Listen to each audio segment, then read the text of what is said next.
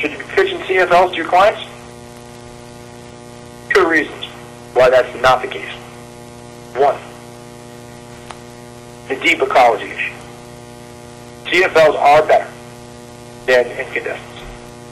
So given their general availability, yeah, it's usually the best thing to recommend to do that. If LED is available, LED contains no mercury, uses far less energy, and lasts a lot longer.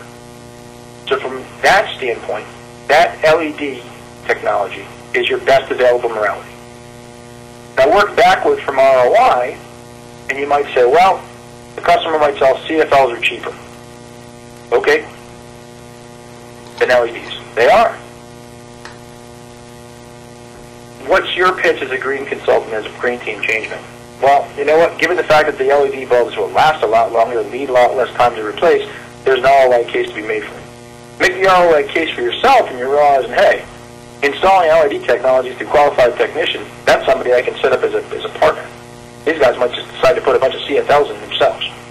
So you got that. You got your own cost consideration there, and that might help you shape your decision.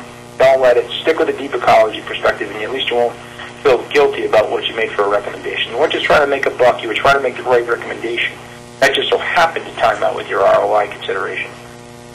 But don't lose sight of the deep ecology perspective, and measure your environmental impacts as strongly as you can from that perspective. Don't fudge the numbers in terms of outsizing your environmental impact in order to justify something that might look good from an ROI perspective. Don't give up on the fact that you got to try and stay in the area of doing good, and don't get lost in the woods of always trying to make money when there might be a much better recommendation that you could make that you might not make as much money on. But that keeps your street credibility as a real eco consultant up there. People didn't pay you to be specifically a person that comes in and saves them money. They might think they did, but in reality, they wanted to do some good in there too. They just might not be able to articulate it. There's all this conversation going on about eco stuff, and they go, well, do you actually live in eco, an earth-friendly life yourself? And I said, well, no, but and then here comes what I think is the little white lie, right? I go, no. Well, yeah, I do, Like, I used to have a big blue truck, and now I got a small little black car and everything else. Yeah, truth of the matter is, yeah, I bought a little black car. Sure I did. Okay? But I had my wife drive me to the appointment that day using the big blue truck. You know why? Because it's a 1991 Dodge Durango. Thing hasn't died yet. I'm not going to go out and spend a bunch of money on some new vehicle. It carries around my family, and I got a big family, got a 5-person family.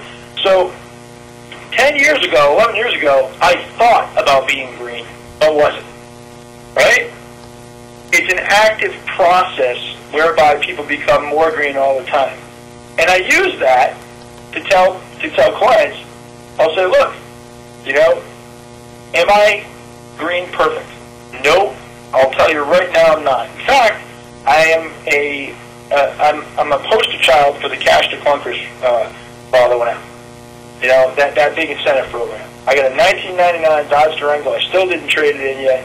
Thing hasn't died. I don't have the money to go out and replace it. There it is. I didn't drive it to this particular appointment. I tried to drive the black car, but I do have that big blue truck still. It's a massive eyesore. Now, you kind of get a look in the room for people like, well, why are we listening to you? That, and I even throw that out there. So people will say, why am I listening to you if you're not green perfect? Why have you, here I am at the Department of Environmental Management telling them this story. And the reason I always tell people about that is to say, nobody's perfect. Your organization, your company, isn't perfect green, and they don't have to be. They're not, it's not hopeless. You don't have some insurmountable mountain to climb. Nobody's going to expect you to be totally green overnight. You're not going to be able to do that. Don't try to do it. Do try to do what you can change and feel empowered about the things like that. Look at it as an opportunity to improve, to become more operationally efficient. You can only go up from here. Off you go, no matter what stage you're at. Because some people just look at you and they go, Yeah, but we're not this cool, George. That's not our company. No. Don't expect me to think it's your company today. You know, I still have a big blue truck. This is what we're talking about. We're talking about progressive change over time that gets you better over time, not overnight. Right?